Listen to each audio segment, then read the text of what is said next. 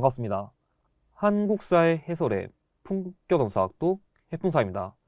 자, 이번 테마 10 주제는 고려 후기의 정치 및 사회입니다.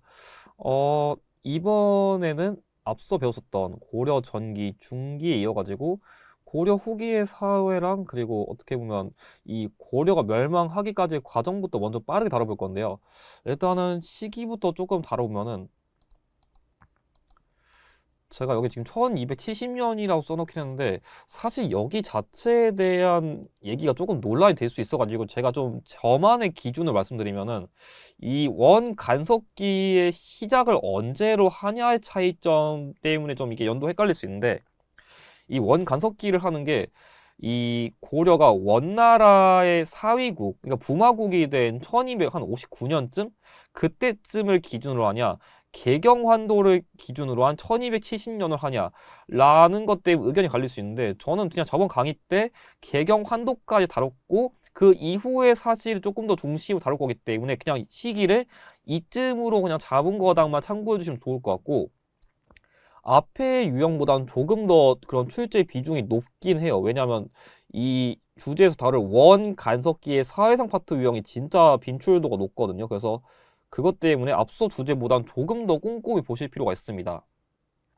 그리고 어차피 여기는 앞서 파트도 그렇긴 하지만 여긴 특히 나왔던 키워드가 더 많이 나오는 파트이기 때문에 그냥 반복적으로 출제되는 키워드랑 문제 스타일만 암기하면은 아마 테마 8이나 9보다는 훨씬 쉽게 공략할 겁니다. 별로 어렵지 않습니다. 여기도.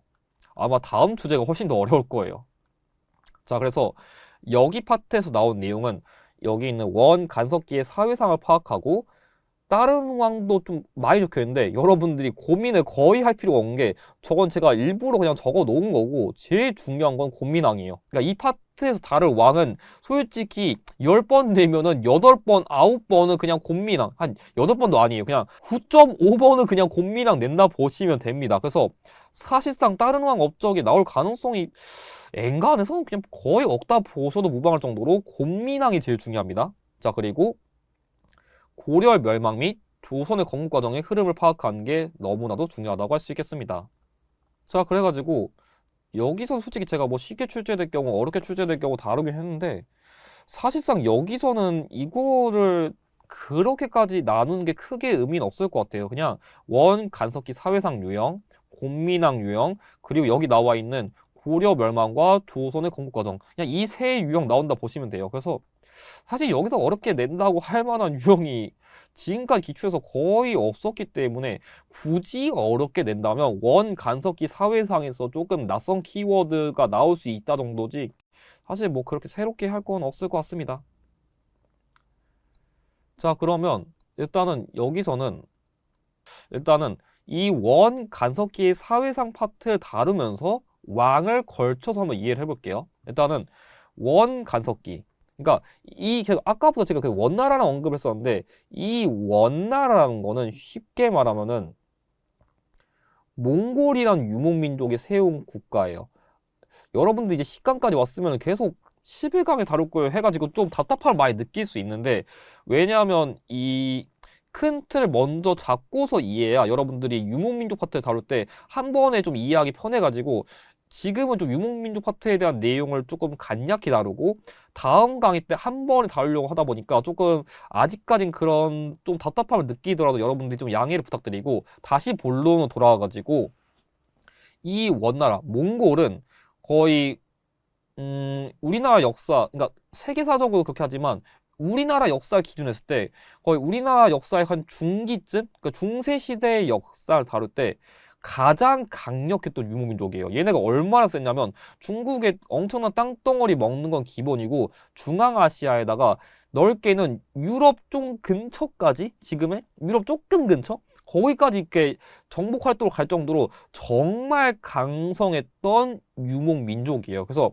어떻게 보면 그때 당시에 진짜 많은 국가가 멸망했었는데 우리나라도 결국 원나라의 사위국이 되면서 원나라의 간섭을 받긴 했지만 어쨌든 간에 그래도 끝까지 나름대로 국가의 명맥은 잘 유지했다는 점에서 그래도 잘 버텼다. 그러니까 소위 젖잘싸.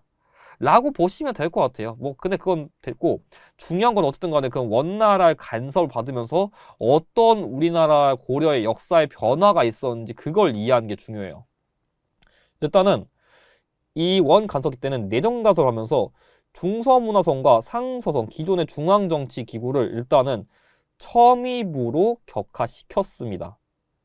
그러니까 이 원나라에서 야 니네 기존 정치기구 하지 말고 그냥 내가 시킨 대로 따라 하면서 기존의 중앙정치기구를 개편한 사람들인데, 일단 중서문화성과 상서성을 첨입으로 격화시키고, 여기 지금 빠져있어가지고 제가 좀 추가를 해드리면은 도병마사, 그 고려시대 대표적인 독자적 기구로서 국방 및 군사 문제 논의했던 도병마사를 도평의사사로 개편했습니다. 근데 한능검에서는 도병마사를 도평의사사로 개편했다. 얘가 조금 더 잘 나오는 것 같아요. 그래서 첨입으로 중요하긴 한데, 일단 도평의사사를 반드시 기억해 두시고, 이 영토 상시라고 적혀 있는데, 더 쉽게 말하면은 이 원나라가 우리나라 기존 영토, 고려 영토에다가 통치기구를 설치했었거든요. 크게 여기 나와 있는 동령부, 평양, 쌍성총관부는 여기 화두 지역, 그리고 탐라총관부 제주도 해가지고 여러 지역에다 통치기구 같은 걸 설치했었다. 그런 걸 좀 주목하시면 될 것 같아요. 자, 그리고 이 원 간섭기 때는 좀 어떤 특징이 있었냐? 일단은 결혼도감이란 걸 설치했어요. 그래서 이 원나라에게 바칠 젊은 여성들을 이게 좀 선별하는, 그러니까 그걸 공려라고 하는데, 이 결혼도감이란 걸 설치해가지고 우리 고려의 그 젊은 어린 여자들을 그러니까 원나라에게 바치는 좀 그런 공려를 징발하는 그런 결혼도감을 설치했었고, 이 권문세족이라는 새로운 원나라에 결탁해서 권력을 얻었었던 새로운 지배층 세력이 등장해요. 그래서 제가 여기서 조금 다시 한번 설명드리면은, 고려의 지배층의 변화의 흐름은 어쨌든 간 반독립적인 세력이었는데, 후삼국 통일에 그 기여한 호족, 그러니까 고려 건국에 기여한 호족, 그리고 저번에 이자겸에 난 다룰 때 다뤘었던 문벌귀족,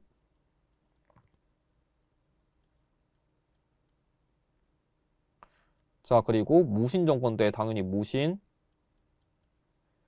그리고 검문세족. 특히 이 검문세족도 인물이 되게 많은데 한능검에서 좋아하는 인물은 기철이에요. 약간 옛날에 검정고무신을 보신 분들 알겠지만 그 기철이랑 발음이 똑같습니다. 그리고 마지막으로 이따 다룰 거긴 한데 신진사대부라고 있습니다. 이거 어차피 이따 다룰 거니까 그때 참고하시면 될 것 같아요. 아무튼 간에 지금 시점에 다룬 내용은 일단 여기란 것만 참고해 두시고, 아무튼 간에 원나라에 결탁해가지고 권력을 얻었었던 기철 등의 권문세족들이 권력을 장악했었고, 특히 도평의사사를 중심으로 권력을 먹었었다 라고 보시면 될 것 같습니다. 자, 그리고 이때는 그 일종의 감독관이 다루가치라는 거를 그 국내에 파견해가지고 온갖 정치적 간섭 같은 걸 일삼았던 그런 감독관을 파견했었고, 여러분들이 특히 더 중요하게 외워야 될 거는 변발이랑 호복이라는 그런 풍습이 유행했습니다. 자, 변발이란 거는 쉽게 말하면은 이 원나라 이게 그 유목민족처럼 머리 이렇게 따는 풍습 같은 걸 유행한 거고, 호복이란 거는 오랑캐 복장이에요. 그러니까 소위 몽골풍이란 게 유행했다. 그걸 이해하는 게 중요한 거고요.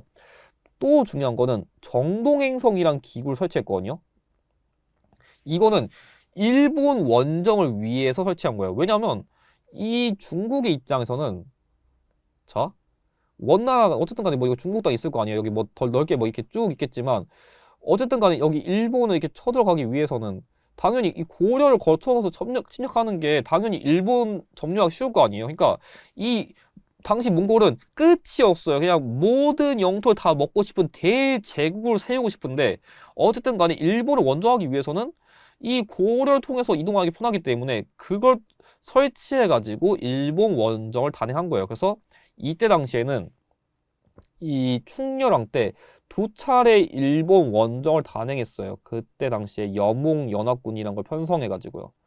근데 사실 여기서는 공민왕 빼고는 뭔가 왕 관련해서 그 키워드 자체가 그렇게 잘 나오진 않고, 그냥 여기는 내용들이 어쨌든 간에 또 원 간섭기의 사례구나, 그 정도만 여러분들이 추가적으로 외워두세요. 그러니까 여기 나와 있는 것들은 싹 다 원 간섭기 시기에 관련된 사례로서 어쨌든 간에 키워드로 언급될 수 있습니다.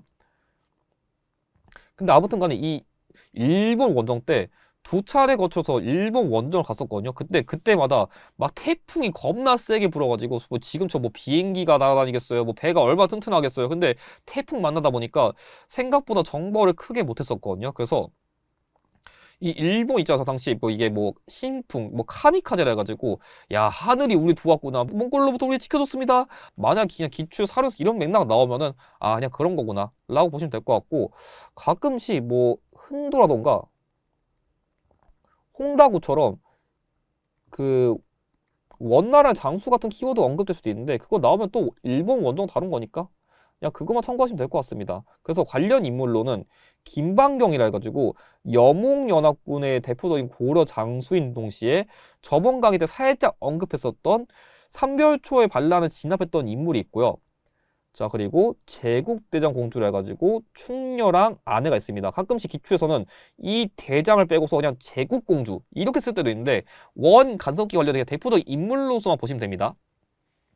자, 그 이외에는 충선왕 때 이 망권당이라 해가지고 일종의 독서당을 중국의 연경 베이징에 설치해가지고 그런 학문적인 교류를 좀 장려를 했었는데 이 만권당에 당시 이재현이라는 인물을 파견했어요. 이게 되게 이재현이라는 인물도 되게 잘 나오는데 이 이재현은 만권당에서 원의 학자들과 교류를 했었고 가끔씩 하는 거면서 이 이재현이라는 인물을 단독 인물명을 내는데 이 인물은 역사서인 사략과 약간 설화 같은 걸 다룬 여공패설이라는 작품을 지었습니다. 그래서 만약 이재현 나오면 이 망건당, 사략, 여공패설 이 세 가지 키워드 바탕으로 문제 만들 수 있으니까 이건 추가적으로 좀 여러분들이 필기를 해두시고 사림원이라는 인사행정개혁 기구를 설치하기도 했어요.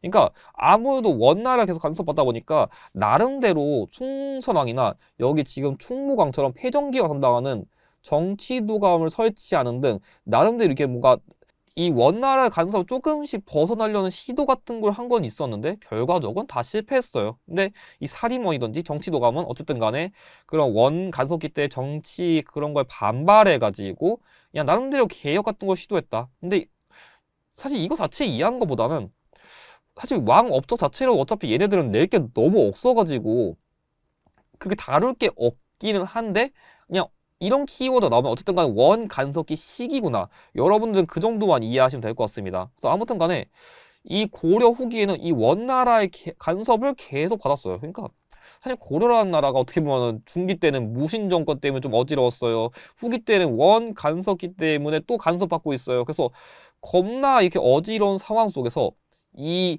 전쟁을 끝내러 왔다. 더 이상은 이렇게 우리 못 살아면서 이 정치 개혁을 딱 하려고 시도한 왕이 있는데 그게 바로 공민왕이에요. 하는 거면 좀 어떤 특징이 있냐면 개혁적인 인물들을 진짜 좋아해요. 그게 왕이든지 인물이든지 뭔가 개혁적인 활동 같은 걸 많이 한 인물들을 진짜 잘 내거든요. 왜 그러냐면 이런 인물들이 애초에 개혁하려면 뭐 한 개, 두 개 뜯어 고친다고 끝나는 게 아니에요. 그럼 어떻게 하겠어요? 뜯어 고치고 싹 다 뜯어 고쳐야지. 그렇기 때문에 다룰 수 있는 키워드도 그만큼 진짜 많이 나와요. 한두 개 뜯어 고치는 게 아니니까 그만큼 활동한 것도 정말 많아가지고 여러분들 좀 그런 걸 주목하실 필요가 있는데 일단은 이 공민왕의 업적은 여러분들이 이해하기 어려우면은 여기 나와 있는 원 간섭기 사회상 유형과 모든 걸 정반대로 이해하면 돼요. 모든 거를. 자, 예를 들어볼게요. 일단은 이 공민왕 때는 몽골풍 관련된 변발 및 후복을 폐지했습니다. 자, 그리고 원나라 통치기구 관련된 쌍성 총관부를 수복해가지고 철령 이북의 땅을 회복했습니다. 그러니까 기존에 빼앗긴 영토 다시 돌려받았어요.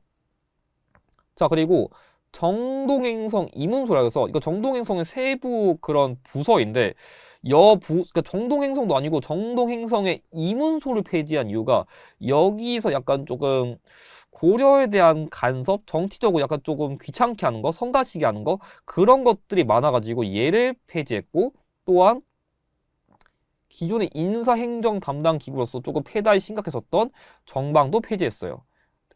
그래서 좀 정리를 해보면은 이런 거예요. 자, 원 간섭기 때는 원나라가 막 통치기구로 간섭을 했어요.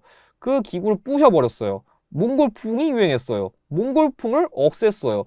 권문세조 기철이가 날뛰었어요. 그래서 기철이를 혼내줬어요. 이렇게 외우시면 돼요. 자, 좀 어떤 느낌인지 이해되시죠? 그러니까 여러분들이 공민항 키워드를 외우고 싶으면은 일단 원 간섭기부터 파악하면 돼요. 자, 다시 한번. 기철이가 날뛰었어요. 기철이를 때렸어요. 몽골풍이 유행했어요. 몽골풍을 폐지했어요. 영토를 빼앗겼어요. 영토를 회복했어요. 자, 이것만 암기하시면 원 간섭기랑 곤민항 유형은 한 번에 다 공략됩니다. 그래서 제가 어렵지 않다는 거예요. 한 개 외우면 나머지 그냥 그거에 반대로 이해하시면 키워드를 외우는 게 어렵지 않거든요. 그리고 권문세족에 의해서 이 당시 권문세족은 그러니까 옛날에는 내가 권력을 먹으려면 땅덩어리가 있어야 돼요. 그러니까 땅을 많이 확보하는 것 자체가 그냥 권력인데 이 권문세족들이 땅을 당시 엄청나게 먹으면서 권력들을 확보했었거든요. 그래서 그 억울하게 토지를 빼앗긴 거를 돌려주기 위해 가지고 당시 승려인 신돈의 건의로 억울하게 토지를 빼앗긴 거를 돌려주기 위해 설치한 기구인 전민변정노감을 설치하는 등 나름대로의 개혁을 이루려고 했습니다. 특히 이제 조금 우측으로 넘어오면은 이 공민왕 때 그런 흐름을 좀 이해할 필요가 있는데 뭐냐면 이 공민왕 때는 신진사대부라는 그런 새로운 정치 세력이 등장했거든요. 뭐냐면 어쨌든 간에 이 원나라 간섭을 벗어나가지고 완전 새로운 정치적인 개혁을 해야 돼.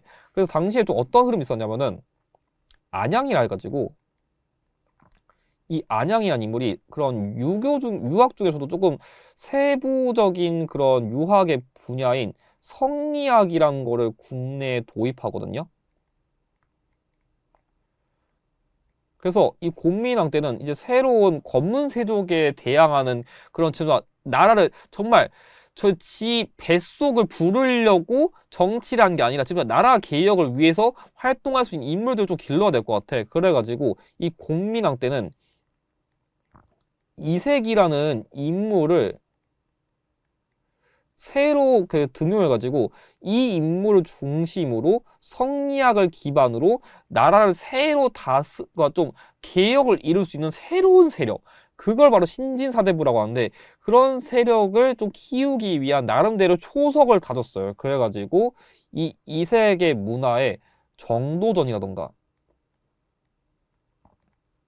정몽주라던가 이런 인물들이 새로 등장했습니다.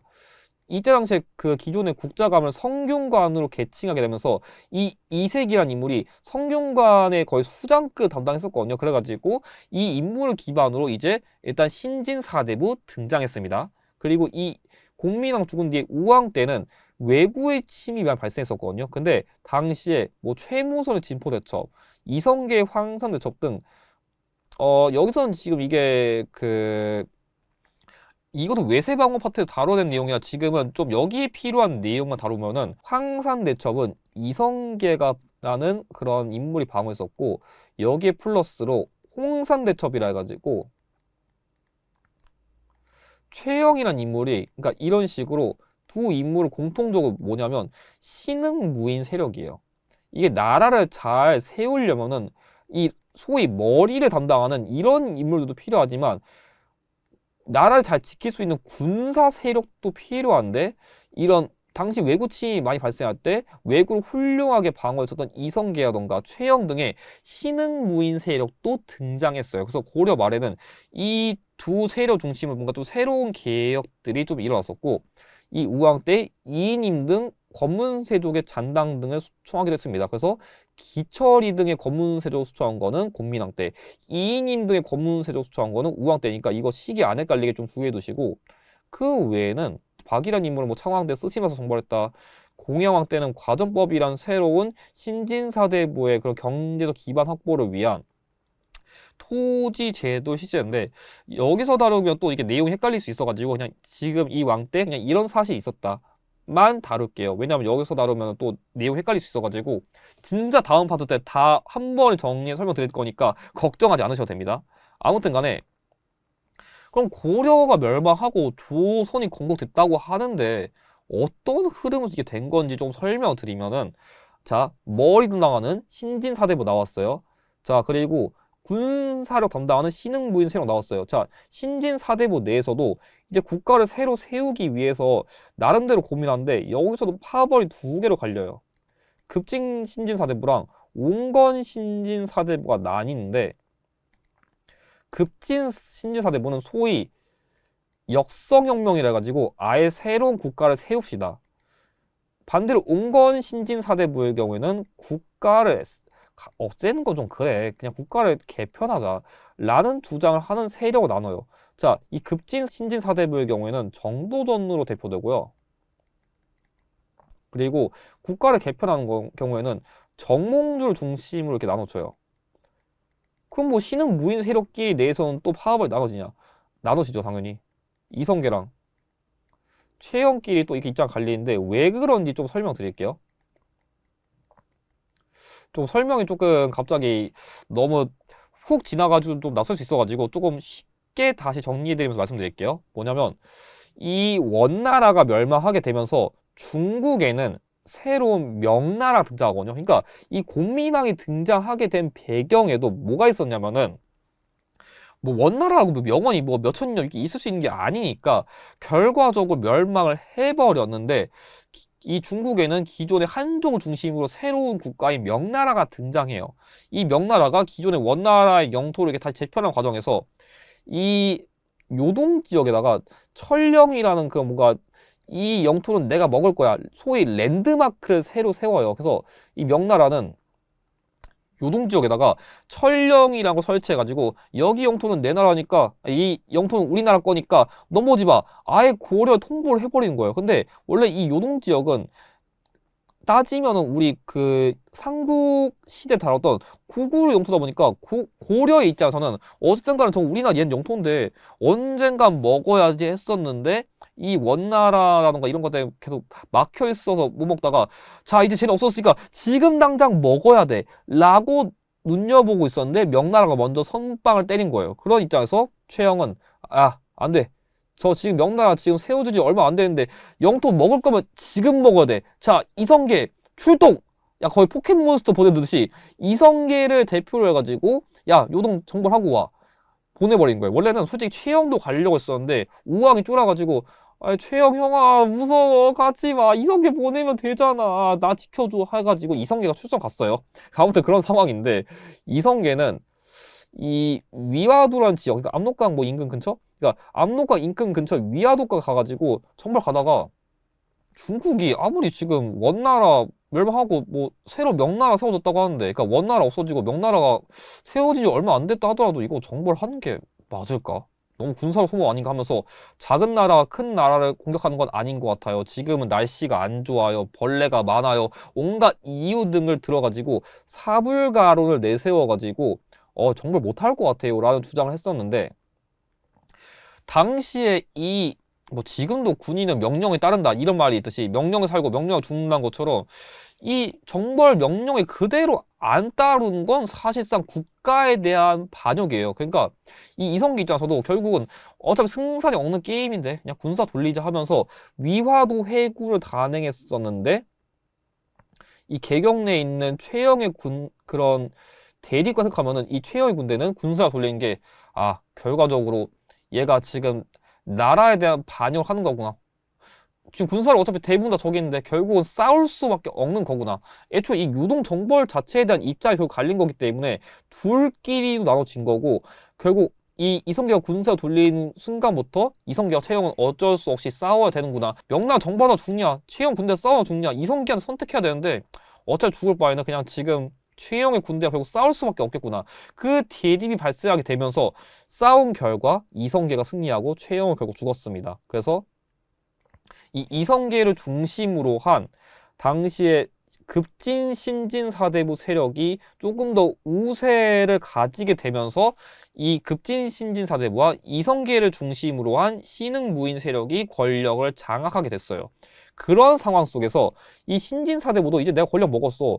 권력 먹었으면 어쨌든 간에 정치 개혁하는 건 개혁하는 거고 내 월급도 챙겨야지 하면서 이 정도전, 조준 등의 건의로 신진 사대부의 경제적 기반을 확보하기 위해 가지고 경기도 지역에 한정해 가지고 새로운 토지 제도인 과점법을 제정하게 되었습니다. 그래서 일단은 최영의 유동정벌 추진, 이성계의 위화도 해군, 과점법 제정, 여기까지 순서 외웠습니다.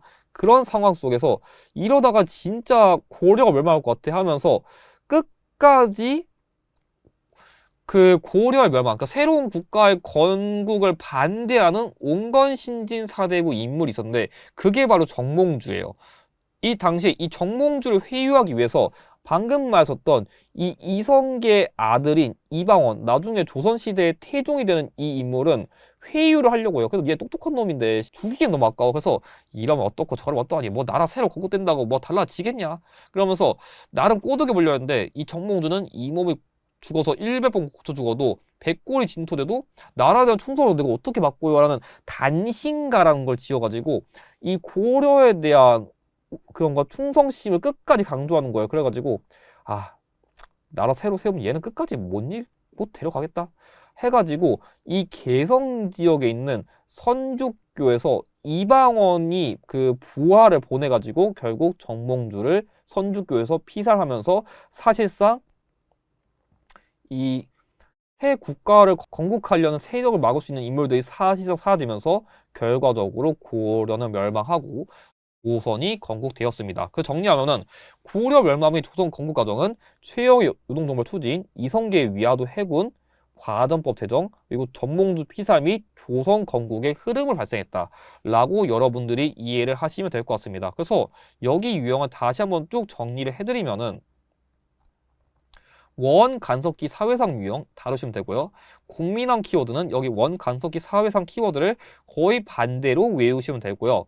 그 이후에 여기 나와 있는 고려 멸망 및 조선 건국 과정 크게 키워드 4개를 중심으로 흐름 문제를 낸다 보시면 돼요. 그래서 나머지 있는 키워드들은 대부분 솔직히 한능 검에선 거의 오답선지로 나온다든지 아니면 이걸 자체로 왕문제를 내는 것보다는 원 간섭기 사회상의 그런 보충 키워드 정도 이해하셔도 될 것 같아요. 그래서 유형 자체가 되게 뻔하고 나올 포인트가 명확하기 때문에 기본에 충실해가지고 공부를 하시면 될 것 같습니다. 자, 그럼 이것으로 10강 주제도 마치고 드디어 다음 주제에서 여러분들의 답답함을 해소해 드릴 수 있는 11강 고려시대의 외세방어에 대한 주제를 다뤄보도록 하겠습니다. 이 주제는 난이도가 정말 높기 때문에 여러분들이 좀 마음의 준비를 하시고 오시는 것을 추천드립니다. 영상의 내용이 도움이 되셨다면 좋아요와 구독을 부탁드립니다. 감사합니다.